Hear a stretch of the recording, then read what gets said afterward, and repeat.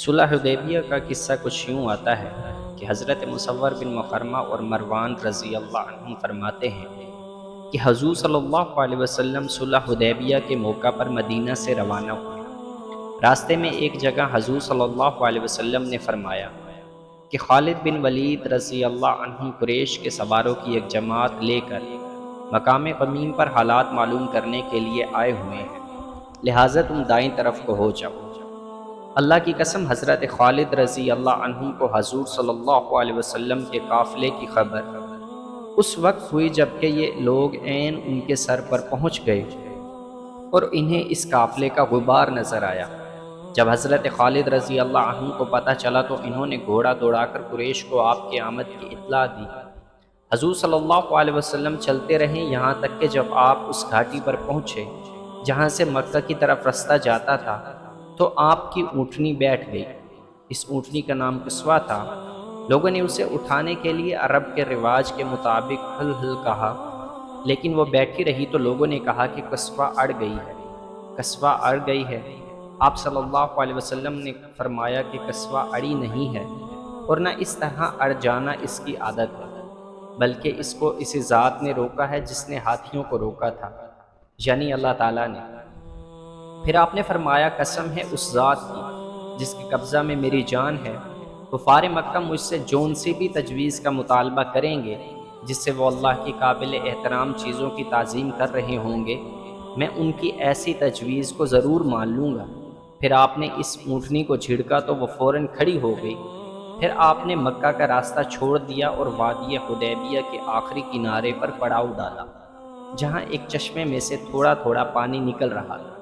صحابہ رضی اللہ عنہم نے حضور صلی اللہ علیہ وسلم سے پیاس کی شکایت کی۔ آپ نے اپنے ترکش میں سے ایک تیر نکالا اور فرمایا کہ اسے اس چشمہ میں گاڑ دو۔ صحابہ رضی اللہ عنہم نے وہ تیر اس چشمہ میں گاڑ دیا تو جب تک صحابہ وہاں رہے اس چشمہ میں سے پانی جوش مار کر پھوٹتا رہا اور صحابہ اس سے خوب سیراب ہوتے رہے۔ حضور صلی اللہ علیہ وسلم اور صحابہ کرام وادی حدیبیہ میں ٹھہرے ہوئے تھے کہ اتنے میں بدیل بن ورقہ اپنی قوم خزاعہ کی ایک جماعت لے کر آئے، اور یہ لوگ اہل تہامہ میں سے آپ کے پاس سب سے زیادہ خیر خواہ تھے۔ انہوں نے کہا کہ میں کعب بن لوی اور عامر بن لوی کے پاس سے آ رہا ہوں۔ انہوں نے حدیبیہ کے چشموں پر پڑاؤ ڈالا ہوا ہے اور وہ لڑنے کے لیے پوری طرح تیار ہو کر سارا سامان لے کر آئے ہیں، حتیٰ کہ ان کے ساتھ بیاہی اور بچے والی اونٹنیاں بھی ہیں۔ وہ آپ سے لڑنا چاہتے ہیں اور آپ کو بیت اللہ سے روکیں گے۔ آپ نے فرمایا، ہم کسی سے لڑنے کے لیے نہیں آئے بلکہ ہم تو عمرہ کرنے آئے ہیں۔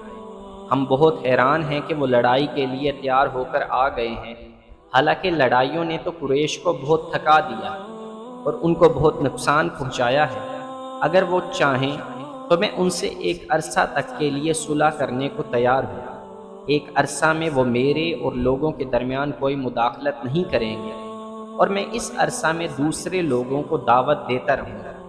اگر دعوت دے کر میں لوگوں پر غالب آ گیا اور لوگ میرے دین میں داخل ہو گئے تو پھر قریش کی مرضی ہے کہ اگر وہ چاہیں تو وہ بھی اس دین میں داخل ہو جائیں جس میں دوسرے لوگ داخل ہوئے ہوں گے، اور اگر میں غالب نہ آیا اور دوسرے لوگوں نے غالب آ کر مجھے ختم کر دیا تو پھر یہ لوگ آرام سے رہیں گے، اور اگر وہ صلح کرنے سے انکار کر دیں تو اس ذات کی قسم کہ جس کے قبضہ میں میری جان ہے، میں ان سے اس دین کے لیے ضرور لڑوں گا یہاں تک کہ میری گردن میرے جسم سے الگ ہو جائے،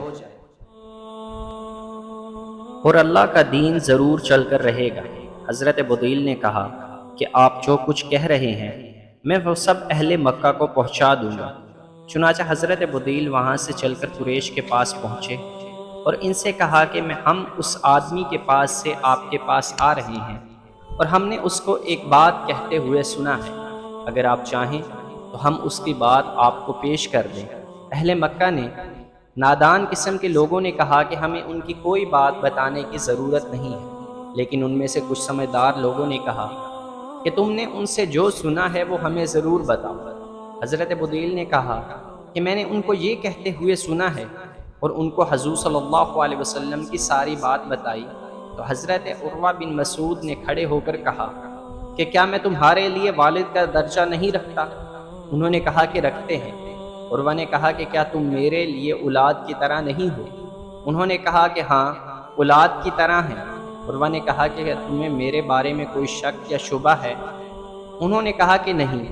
عروہ نے کہا کیا تمہیں معلوم نہیں کہ میں نے اہل اوکاز کو تمہاری مدد کے لیے آمادہ کیا تھا، لیکن جب وہ تیار نہ ہوئے تو میں اپنے گھر والوں اور اپنے بچوں اور اپنے مطیع و فرما بردار انسانوں کو لے کر تمہاری مدد کے لیے آ گیا ہوں۔ انہوں نے کہا کہ ہاں معلوم ہے۔ عروہ نے کہا کہ اس آدمی نے، یعنی کہ حضور صلی اللہ علیہ وسلم نے تمہارے سامنے ایک بھلی اور اچھی تجویز پیش کی ہے، تو تم اس کو قبول کر لو اور مجھے اس سلسلہ میں بات کرنے کے لیے ان کے پاس جانے دو۔ مکہ والوں نے کہا کہ ضرور جاؤ۔ چنانچہ عروہ حضور صلی اللہ علیہ وسلم کے پاس گئے اور حضور صلی اللہ علیہ وسلم سے بات کرنے لگے۔ حضور صلی اللہ علیہ وسلم نے جو کچھ بدیل کو فرمایا تھا وہی آپ نے ان سے بھی کہا۔ تو اس پر عروہ نے کہا کہ اے محمد صلی اللہ علیہ وسلم، آپ یہ بتائیے کہ اگر آپ نے اپنی قوم کو جڑ سے اکھاڑ پھینکا تو کیا آپ نے سنا ہے کہ آپ سے پہلے عرب کے کسی آدمی نے اپنے خاندان والوں کو جڑ سے اکھاڑ دیا ہو؟ اور اگر دوسری صورت ہو، یعنی قریش تم پر غالب آ گئے، تو میں تمہارے ساتھ قابل اعتماد اور وفادار لوگوں کا مجمع نہیں دیکھ رہا، بلکہ ادھر ادھر کے متفرق لوگوں کی بھیڑ ہے جو جنگ شروع ہوتے ہی تمہیں چھوڑ کر بھاگ جائیں گے۔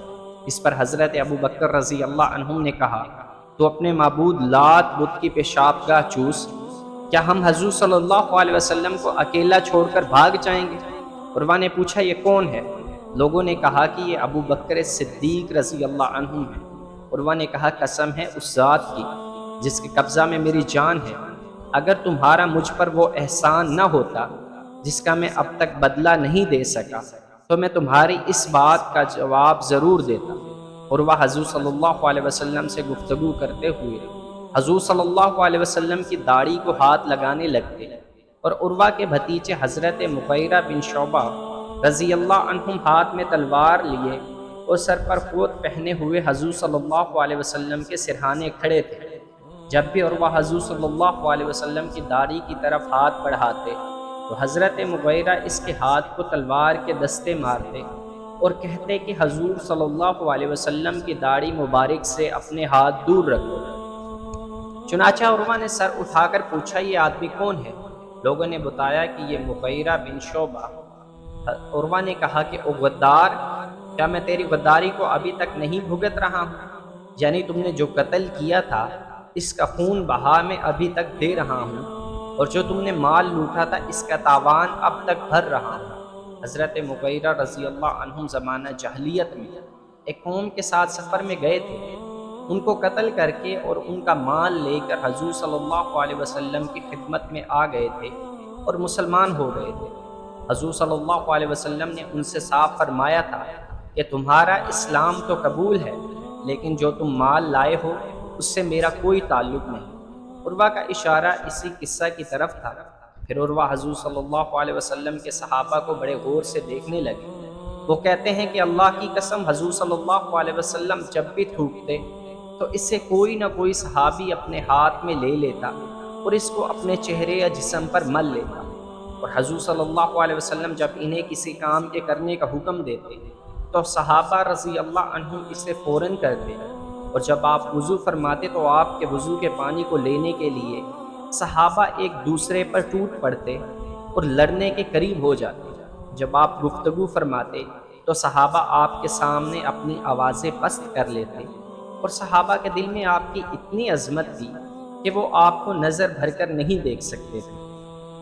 چنانچہ حضرت عروہ اپنے ساتھیوں کے پاس واپس گئے اور ان سے یہ کہا کہ میں بڑے بڑے بادشاہوں کے دربار میں گیا ہوں، کیسر و کسریٰ اور نجاشی کے دربار میں گیا ہوں، اللہ کی قسم میں نے ایسا کوئی بادشاہ نہیں دیکھا جس کی تعظیم اس کے درباری اتنی کرتے ہوں جتنی محمد صلی اللہ علیہ وسلم کے صحابہ محمد کی کرتے ہیں۔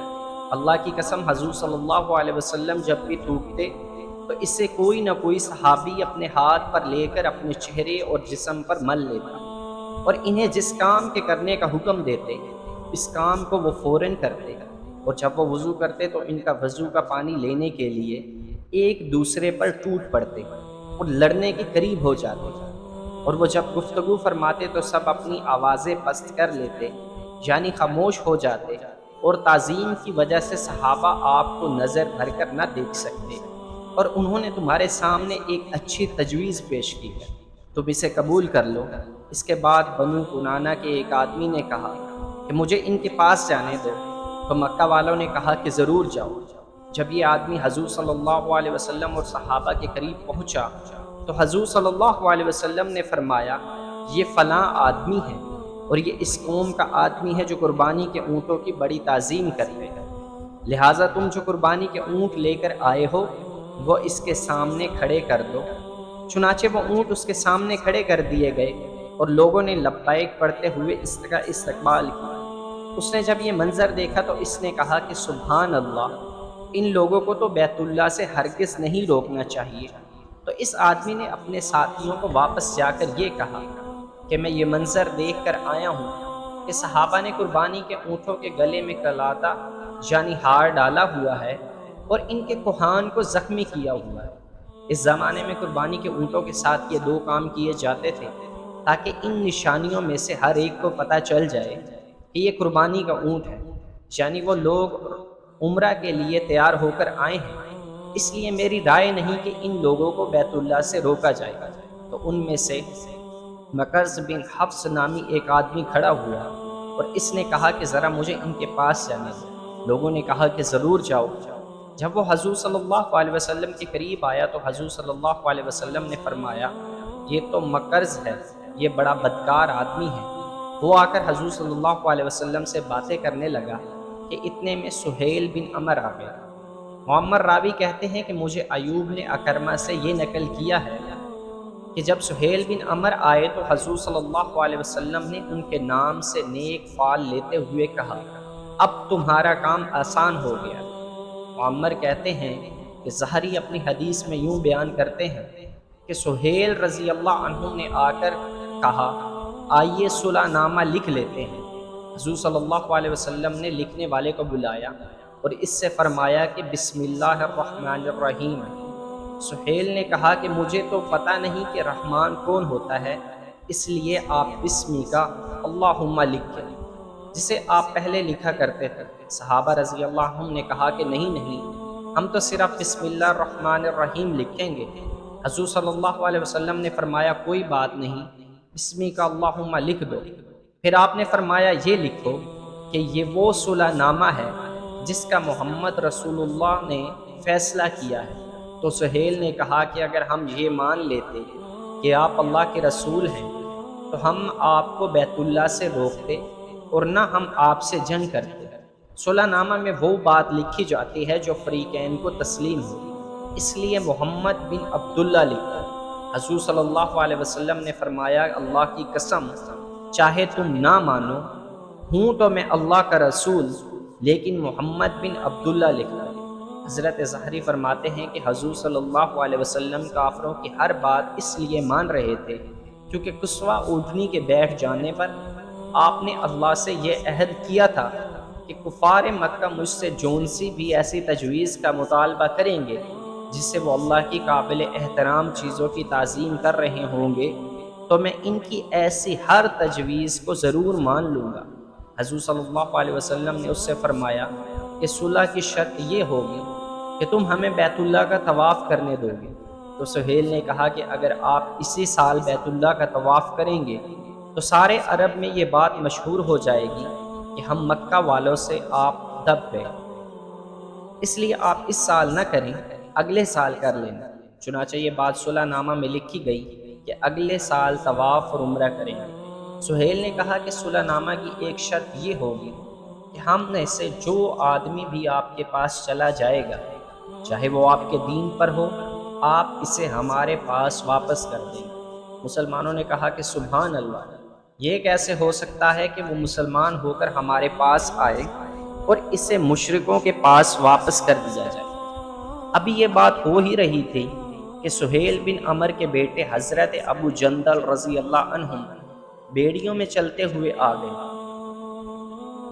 یہ مکہ کے نیچے والے حصے میں قید تھے، وہاں سے کسی طرح نکل کر آ گئے اور گرتے پڑتے مسلمانوں کے مجمع میں پہنچ گئے۔ سہیل نے کہا کہ اے محمد صلی اللہ علیہ وسلم، میرا مطالبہ یہ ہے کہ صلح کی اس شرط کے مطابق آپ سب سے پہلے مجھے یہ آدمی واپس کریں۔ حضور صلی اللہ علیہ وسلم نے فرمایا ابھی تو صلح نامہ کی تحریر پوری نہیں ہوئی، لہٰذا ابھی تو معاہدہ نہیں ہوا۔ سہیل نے کہا کہ اللہ کی قسم، پھر تو میں آپ سے ہرگز صلح نہیں کروں گا۔ حضور صلی اللہ علیہ وسلم نے فرمایا تم اسے میری وجہ سے ہی چھوڑ دو۔ سہیل نے کہا کہ نہیں، میں اسے آپ کی وجہ سے نہیں چھوڑ سکتا۔ حضور صلی اللہ علیہ وسلم نے فرمایا ایسا نہ کرو، چھوڑ دو۔ سہیل نے کہا کہ نہیں، میں نہیں چھوڑ سکتا۔ اس پر مکرز نے کہا کہ اچھا، ہم اسے آپ کی وجہ سے چھوڑ دیتے ہیں۔ حضرت ابو جندل رضی اللہ عنہ نے کہا کہ اے مسلمانوں، میں مسلمان ہو کر آیا تھا اور اب مجھے مشرکوں کی طرف واپس کیا جا رہا ہے۔ کیا تم دیکھ نہیں رہے ہو کہ میں کتنی مصیبتیں اٹھاتا رہا ہوں؟ اور واقعی انہیں اللہ کی خاطر سخت مصیبتیں پہنچائی گئی تھی۔ حضرت عمر رضی اللہ عنہ فرماتے ہیں کہ میں نے حضور صلی اللہ علیہ وسلم کی خدمت میں آ کر عرض کیا کہ کیا آپ اللہ کے برحق نبی نہیں ہیں؟ حضور صلی اللہ علیہ وسلم نے فرمایا ہوں۔ پھر میں نے کہا کہ ہم حق پر اور ہمارا دشمن باطل پر نہیں ہے۔ آپ نے فرمایا ہاں ٹھیک، تم ٹھیک کہہ رہے ہو۔ میں نے کہا پھر ہم کیوں اتنا دب کر صلح کریں؟ آپ نے فرمایا میں اللہ کا رسول ہوں اور میں اس کی نافرمانی نہیں کر سکتا ہوں، اور وہی میرا مددگار ہے۔ میں نے کہا کیا آپ نے ہم سے یہ نہیں فرمایا تھا کہ ہم بیت اللہ جا کر اس کا طواف کریں گے؟ آپ نے فرمایا ہاں میں نے کہا تھا، لیکن کیا میں نے تم کو یہ بھی کہا تھا کہ ہم اسی سال بیت اللہ جائیں گے؟ میں نے عرض کیا نہیں۔ آپ نے فرمایا تم بیت اللہ ضرور جاؤ گے اور اس کا طواف کرو گے۔ حضرت عمر رضی اللہ عنہ فرماتے ہیں کہ میں حضرت ابو بکر رضی اللہ عنہ کے پاس گیا اور ان سے کہا کہ اے ابو بکر، کیا یہ اللہ کے برحق نبی نہیں ہے؟ انہوں نے کہا کہ ہاں۔ تو میں نے کہا کیا ہم حق پر ہیں اور ہمارا دشمن باطل پر نہیں ہے؟ حضرت ابو بکر رضی اللہ عنہ نے کہا کہ ہاں تم ٹھیک کہتے ہو۔ میں نے کہا کہ پھر ہم کیوں اتنا دب کر صلح کریں؟ حضرت ابو بکر رضی اللہ عنہ نے کہا اے آدمی، وہ اللہ کے رسول ہیں اور وہ اللہ کی نافرمانی نہیں کر سکتے، اور اللہ ان کا مددگار ہے، تم ان کا دامن مضبوطی سے تھامے رکھو۔ اللہ کی قسم وہ حق پر ہیں۔ میں نے کہا کیا انہوں نے ہم سے یہ نہیں فرمایا تھا کہ ہم بیت اللہ جا کر اس کا طواف کریں گے؟ انہوں نے کہا کہ ہاں انہوں نے کہا تھا، لیکن انہوں نے تم کو یہ بھی کہا تھا کہ تم اسی سال بیت اللہ جاؤ گے۔ میں نے کہا کہ نہیں۔ انہوں نے کہا تم بیت اللہ ضرور جاؤ گے، اس کا طواف کرو گے۔ حضرت عمر رضی اللہ عنہ فرماتے ہیں کہ میں نے اپنی اس گستاخی کی معافی کے لیے بہت اعمال خیر کی۔ راوی کہتے ہیں کہ حضور صلی اللہ علیہ وسلم جب صلح نامہ کی لکھائی سے فارغ ہوئے تو آپ نے اپنے صحابہ سے فرمایا اٹھو اپنی قربانی ذبح کرو، پھر اپنے سر مونڈ لو۔ راوی کہتے ہیں کہ اللہ کی قسم کوئی آدمی بھی کھڑا نہ ہوا حتیٰ کہ آپ نے یہ حکم 3 مرتبہ فرمایا۔ جب ان میں سے کوئی بھی کھڑا نہ ہوا تو حضور صلی اللہ علیہ وسلم حضرت ام سلمہ رضی اللہ عنہا کے پاس تشریف لے گئے اور لوگوں کی طرف سے آپ کو جو پریشانی پیش آ رہی تھی وہ ان کو بتائی۔ تو انہوں نے کہا کہ اے اللہ کے نبی، کیا آپ یہ کروانا چاہتے ہیں؟ آپ باہر تشریف لے جائیں اور ان میں سے کسی سے کوئی بات نہ کریں، بلکہ اپنی قربانی ذبح کریں اور اپنے نائی کو بلا کر سر منڈوا لیں۔ چنانچہ آپ باہر تشریف لائے اور ان میں سے کسی سے کوئی بات نہ کی اور اپنی قربانی کو ذبح کیا، اور آپ نے نائی کو بلا کر اپنے بال منڈوائے۔ اور جب صحابہ نے یہ دیکھا تو انہوں نے بھی کھڑے ہو کر اپنی قربانیاں ذبح کی اور ایک دوسرے کے بال مونڈنے لگے، اور رنج و غم کے مارے یہ حال تھا کہ ایسے لگ رہا تھا کہ جیسے ایک دوسرے کو قتل کر دیں گے۔ پھر آپ کے پاس چند مومن عورتیں آئیں جن کے متعلق اسی وقت اللہ تعالیٰ نے یہ آیت نازل فرمائی۔